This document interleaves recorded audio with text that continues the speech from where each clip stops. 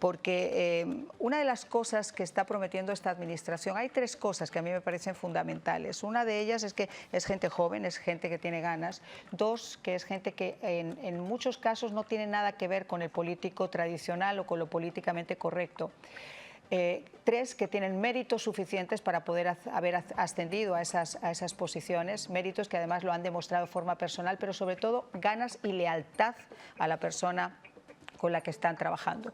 ¿Cómo perfilas tú desde afuera y también desde adentro, porque también perteneces a esta sociedad, a esta nueva administración? Mira, Mariana, fíjate que yo creo que este nuevo gabinete del presidente Trump responde mucho también a lo que le pasó a él durante su primera gestión, que fue un sabotaje a lo interno, porque él puso a personas un tanto quizás inocentes políticamente, pero también idealistas, o simple y sencillamente que creyeron que ser el secretario de poderosas agencias iba a ser fácil o lo equipararon, por ejemplo, con gestionar o manejar una corporación o una empresa, y se dieron un gran choque de pared.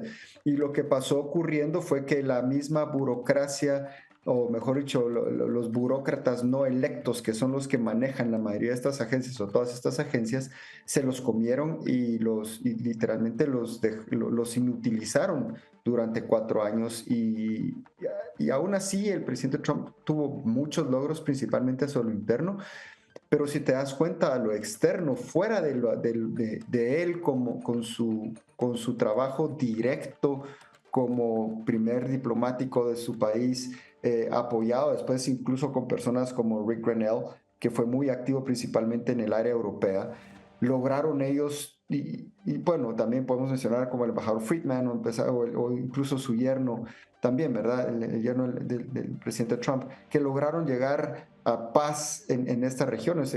Por ejemplo, podemos hablar de los Abraham Accords, ¿verdad? Ahora bien, a pesar de eso, él tuvo esos logros, pero en muchas de las otras regiones fue un sabotaje total el que hubo. Y hubo un retroceso. Recuérdate que fue durante el gobierno del presidente Trump donde se vio el tema de las primeras caravanas migrantes o las grandes masas de migrantes que iban en dirección a Estados Unidos.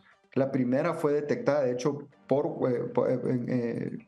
llegando a Guatemala en el 2017, que fue la primera gran marcha que se organizó en Honduras. Digamos, nosotros como país recibimos solicitud del presidente Trump de detenerlos, de no dejarlos que atravesaran Guatemala.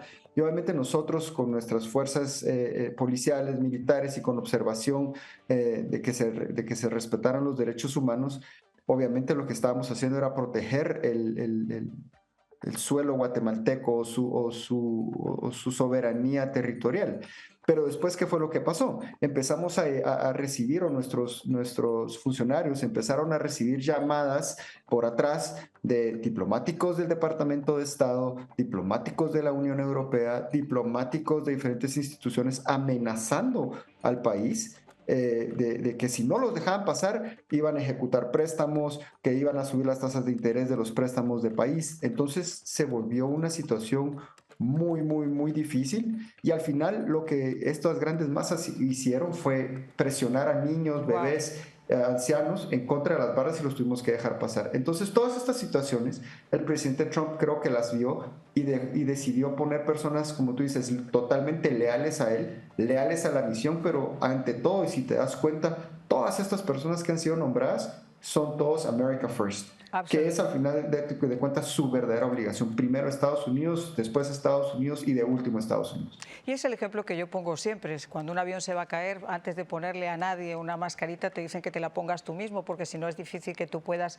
llegar a ayudar a nadie. Estamos en una situación donde realmente América necesita ser primero, América necesita volver a recuperar ese brillo que siempre tuvo como primera potencia mundial y que tristemente perdimos a nivel geopolítico con la salida abrupta y terrible de Afganistán y después con todo este desastre que hemos visto con una frontera, con una política abierta que ha dejado que 11 millones de indocumentados, con esos más de casi 430.000 delincuentes estén en estos momentos en nuestras calles. Arreglar todo eso obviamente no va a ser una cuestión fácil, sobre todo porque, como nos dice Mario, y me encantó esa parte que tú nos hablaste en primera persona, cuando un gobierno está tratando de hacer algo pero recibe ese chantaje emocional de todas esas instituciones, de todos esos diplomáticos, de todas esas organizaciones, amenazándoles para no hacer correctamente su trabajo, para tratar de ponerle un cortapiso a alguien que sí lo está haciendo, pues realmente estamos en una situación bastante comprometida.